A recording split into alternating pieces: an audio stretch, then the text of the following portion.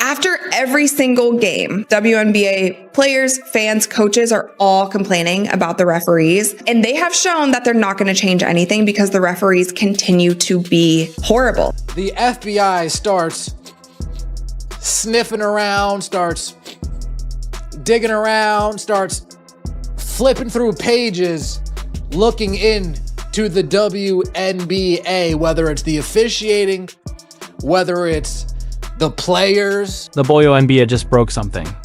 And this time, it's not angry fans yelling online or TV experts talking about a missed call. That's not even close to how big it is. Officials from the WNBA, or referees, have now said under oath that the league changed how some games were called. Their signed statements say that the order came straight from Kathy Engelbert's office. Take a look. Nothing like a story, a whisper, or a plot. There was supposed to be legal evidence with a commissioner's fingerprints found right on top of the officiating story. Many WNBA fans are calling out the referee problem. The referees literally turned their back. Caitlin Clark appears to be hunted every game. She deals with physicality that no other player in the league is dealing with. The WNBA not stepping in to protect their cash cow, their only draw, their only star. And this is the end result. Caitlin Clark, the league's biggest star, biggest draw for fans, and biggest ratings magnet, is at the center of it all. She changed the way people watch women's basketball, almost entirely on her own. No matter what, she was the player who got the least security while taking the most abuse on the court. During this season, have you ever thought, how on earth is that not a foul? It looks like there may have been an answer all along. And this is what makes it even better. Because of gambling, the NBA just sent officials to jail. Stephen A. Smith said it. Don't be shocked if the FBI next looks into the WNBA after the NBA. Am I glad you're here, Monica? Because don't be surprised if the WNBA is next on his list. Oh, yeah. Oh, yeah. Don't be surprised if the WNBA is next on his list. Yep. Don't be surprised. Now, it's clear that this is more than just bad refereeing. It is possible that the federal government will want to know if the dignity of the sport was harmed. In this kind of case, things go from being big news on ESPN to being in folders at the Department of Justice very quickly. This news didn't just get out. It went off like a bomb. 3 WNBA referees who had been working for a long time spoke quietly and professionally, talking about internal talks and decisions made by officials. Not making sure games are safe, not looking out for players, and not following the rules. They were told to keep the league's brand safe, according to reports. Translation: don't let one guy, you know who it is, take over the whole league. One of the referees said that they said the quiet part out loud. The league's image is hurt when too much attention is paid to one person. Fans should be able to move after reading that line. The league wasn't in danger from play on the floor. The shifting of attention away from it was a threat. That's not teaching at all. That's not the idea of officiating. That's picture power. The police are now listening. Stephanie White. She was complaining about her team not getting a whistle, not being respected. The WNBA does not have a problem with public relations. It is having a problem with credibility. For about 20 years, the league longed for a superstar of a new age who could blow everything open. What marketing teams had not been able to do for decades was finally done by Caitlin Clark in less than a year. She made people betray her. People liked her in a casual way. She sparked interest around the world. She brought in more TV fans and stadium visitors than the league had ever seen before. These officials say that instead of celebrating her success, the league tried to control, slow down, muffle, and even it out. Some people call it planning. Some people call it messing with the integrity of competition. When fear of being judged unfairly takes the place of fairness, there is no league, only shows, and no sport, only programming. Referees are not listening to them. They're not listening to the coaches. They're not listening to the players. They're not listening to the fans. They're listening to their stakeholders. That's why I keep saying nothing is going to change till the mindset and whoever's running all of this, the stakeholders, governance, whoever these people are. She didn't just join the WNBA. The room's temperature was changed by her. The energy was steady and good before she got there. Then she got on the floor and all of the arenas turned into playoff settings right away. The price of tickets went up from $15 to $300. Games that usually bring in $8,000 brought in $18,000 all of a sudden. Public relations people did not make this sound like hype. This was weight. There's such a thing as gravity that it can't be denied. These judges said that instead of accepting gravity, the league tried to lessen it through decisions made by officials. Let more contact go. Allow for the real. Do not give her something. Do not lose your goal. Try not to throw off the balance. The advice was probably, don't let her get too big, but it wasn't said directly. Caitlin Clark is being roughed up, but the physical wear and tear on Caitlin Clark, I'm not surprised that 2 weeks into the season, she's already got an injury. But greatness makes things different. Michael Jordan caused trouble. Serena Williams caused trouble. Tiger Woods really messed things up. Problems were caused by Messi. Tom Brady spoke up. In the history of all major sports, a phenomenon has reached heights that have never been seen before. This is how groups get bigger. A single icon doesn't hurt a league. It makes it bigger. But these officials think Engelbert and her group think one celebrity, who is on the runaway, thinks there is a threat to the balance of competition. So instead of appreciating her, they reportedly made trouble because of her. It was clear to you. Caitlin's ability to take impact was not playoff toughness. If someone else would have blown their whistle, hits like license, forearm shots, hip checks, shoulder strikes, and hits that would have hurt someone else were called play-on. Fans knew it. It's easy to see when one player's whistle stops working all of a sudden. 2024 was a year of unprecedented growth in viewership in the WNBA, a substantial amount of which can be attributed to Caitlin Clark, who took the basketball world by storm after an all-time college career. Who had appeared in 185 consecutive games between her career at Iowa and her time with the Indiana Fever. 139 games with the Iowa Hawkeyes. She never missed one. Who is sitting next to the court and smiling like everything is fine? Ellen Engelberg. Peaceful, calm, and not bothered. As if the league didn't already have a lot of young talent being slain every night. As if seeing offensive fouls turn into good defense wasn't enough, Caitlin touched the ball. As if finding balance meant punishing people who did well. It's not just lack of skill. This is the vanity of institutions. We know more than the fans do. What we know is better than what the product does. We will choose how the story goes from here. But let me tell you the truth. You can't control a rocket while it's in the air. Hold on and let it take you somewhere new. Referees just exposed their hand so bad, bro. I mean, they just didn't care no more. They didn't care. The world was watching how bad the cause was. They didn't care at all. They was going to get their issue off against the Fever no matter what. And I'm here to tell you, that's exactly what went down, bro. They have an agenda against Caitlin. Still, Caitlin didn't say anything, no things to complain about. No acting out and no hate on social media. She played the game, took hits, and got back up. She did what real famous people do. She kept up her professionalism even though it was said that people in power were trying to stop her from moving up. The player who wouldn't make the game about politics is the one who other people are most afraid of. But all of a sudden, the league has come out of nowhere. There was no file cabinet where the testimonials were kept. They took things to the next level through the right channels. The issue is being looked into by ethics investigators.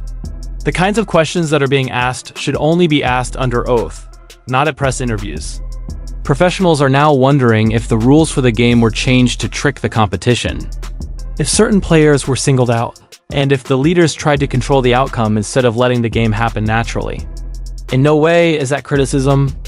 That is a review of government. Caitlin Clark, somebody who was responsible for 26.5% of all WNBA economic activity last season, including revenue from merchandise, ticket sales, and television. We'll do better, and if it's true, this won't end with a harsh message.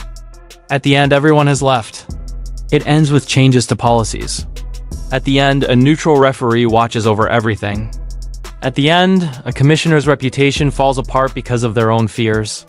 It ends with a sport being rebuilt instead of being finished. Because the floor falls out when people start to doubt how fair a league is. People don't put their hearts, thoughts, time, or money into a league that they think is pre-planned. Getting Caitlin Clark was the best gift the WNBA has ever gotten. They were given fame, money, attention, and the chance to be important. All they had to do was stay out of the way and protect her like any league would protect its crown jewels. Instead, if these claims are true, leadership is said to have put controlling the image ahead of being honest. And they are said to have punished their own miracle for coming too soon, shining too brightly, and growing too quickly. Referees just exposed their hand so bad, bro. I mean, they just didn't care no more. They didn't care. The world was watching how bad the cause was. They didn't care at all. They was going to get their issue off against the Fever no matter what. And I'm here to tell you, that's exactly what went down, bro. They have an agenda against Caitlin. Being great isn't fun. Being great doesn't wait for its turn. Being great doesn't ask for permission to lift everyone up. It just does. And any league that is stupid enough to try to stop it instead of using it to their advantage is not ready for success. A league is scared of it. We will be seeing the start of the biggest scandal in WNBA history if this investigation turns up proof, messages, call logs, meeting summaries, and patterns. This is not going to be a PR stunt. It's time to make things right. Officials called the game to begin while under oath. And there isn't a whistle loud enough to stop people from recording the truth. It's not going away in a week. From this point on, the WNBA knows that trying to control a trend won't protect a league. It makes it clear. And while the people in charge try to keep their good name, Caitlin Clark will do what she always does. She should stand out, carry the game on her back, and not say a word when the truth screams louder than she ever needed to.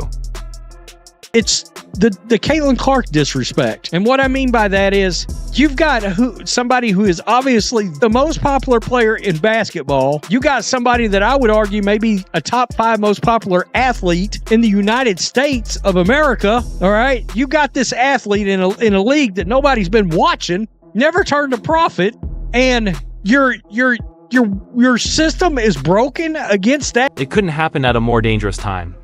Since this isn't taking place in a quiet part of sports media. As this happens, the whole world of basketball is being watched. The NBA already has to deal with investigations into gambling, concerns about its integrity, and arrests connected to officiating. Now it's time for the Nets into the frame at the worst possible time. When one league takes responsibility, all teams that are part of that league are also held to the same standard. It's not just the NBA badge that needs to be checked. It spreads out. So, federal agents don't just write it off as a coincidence when they see sworn statements. Physical play that doesn't make sense, and a league that is suddenly being looked into. It's known as a red flag. One as big as a victory banner is being flown by the WNBA right now. It's not just one league protecting its name. This is about whether or not basketball is a real sport. Which brings us to the most amazing part. Kathy Engelbert seemed to be the person in charge of keeping things stable. She bragged about working with other businesses, growing, being well-known, and all the other trendy things. But security based on fake results and good looks is not leadership. It's control that looks like growth. This is not how trust is built in business or the press. It's on the court. And that trust is on life support right now. There's a committee for stakeholders, coaches, governors, and general managers, and that is saying what style of basketball they want to allow, and the referees are following that. When Stephen A's strong voice joins the conversation, you know it's no longer niche. One thing he said changed the whole mood of the story. He didn't whisper. On national TV, he pretty much said, "Don't be surprised if the WNBA comes next." That wasn't just some wild thoughts. It was a shot to warn. It let everyone know that this wasn't talk about a plot. More study needs to be done on this issue. And whether he meant to or not, Stephen A connected the problems with the WNBA as referees to the bigger problem with basketball ethics. The country is paying attention right now. They may be keeping an eye on us now. Meanwhile, Caitlin Clark is in the middle of all the chaos. Still and collected, not interested in drama. While business leaders worry in the background and lawyers talk in the hallways, she keeps doing what she always does. Tennis. There will be no mean interviews, confusing posts, or points of blame. There will only be tough love and kindness. And the difference is very clear. At a time when the league champion should not be, she is acting professionally. This is the best kind of comedy. The fact that the league's youngest star shows how immature the management is clear. Same time, the Fever were on the wrong end of some whistles, it seemed, in this game, and it's seemingly been that way for much of the season, and it's been a recurring theme where there's a level of physicality allowed against them, and they're not allowed to reciprocate on the other end. That particularly, of course, goes for Caitlin. Coaches, governors, and general managers are all in the same group. And that says what kind of basketball they'll accept, and the refs are following the rule. Was the New York skyline actually on Cathy Engelbert's dress? That is not fair. That is not appropriate. That's not how a leader looks. In that way, it looks like loyalty. In hindsight, that outfit is more than just tone deaf, especially since evidence is coming up. It shows a way of thinking. It is the job of the commissioner to protect the dignity of all players and teams and to be invisible. But she looked like a dancer in a power suit at that moment. Every whistle from that series is being played again in front of the public in a new setting. The one commissioner who is no longer in charge of the case. Trust is the most important thing in sports. Can people be sure that no one will try to hurt them? Can teachers believe that plan is more important than persuasion? Can people be sure that what they're seeing is competition and not just theater? The league doesn't just have a problem if any of those answers are no. It breaks. So, Engelbert will not finish her term if investigations show that referees were told to control results instead of being honest. She has no plans to improve her reputation. She will either quit or be fired. There will be no going back for the league when it comes to how the officials work. There should be an independent study, outside monitoring, and real transparency, not just words but actions. You won't be able to choose not to make these changes. They are going to be needed. But this part breaks my heart the most. Caitlin Clark didn't want to be a part of this. She only wanted things to be fair and never asked for favors. She didn't join the league thinking she would be immune to rules. She came with rules in mind. That's all she wanted. Fair judges who would not hurt her. Instead of getting help, she was used in an experiment to control how people saw her. She dealt with it better than the league's paid leaders. The question isn't as hard now, I guess. Should Cathy Engelbert keep running a league that she doesn't seem to be able to keep safe? Is it time for leaders who put competition ahead of looks, honesty ahead of image, and fairness ahead of controlling the story? If you think that players, not leaders, should decide what happens in sports, the answer is already known. Now is not the time to be quiet. People at the top need to take responsibility now. Do you think the federal officers will find anything important? Write your answer in the space below. Make sure you like, subscribe, and turn on all alerts so you never miss anything. We'll see you next after you click the movie on the screen.